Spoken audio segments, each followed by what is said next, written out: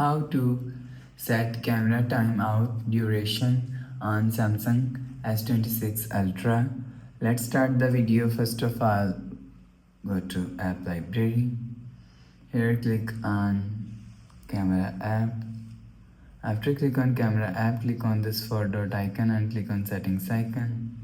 Now in camera settings, scroll down and here showing you camera assistant.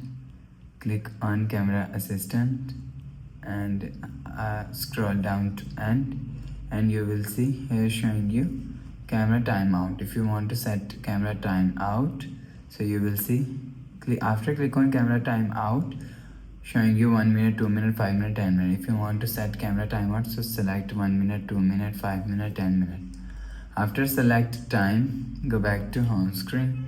So that's how you can set camera timeout duration on Samsung S26 Ultra. If you like the video, please subscribe. Thanks for watching.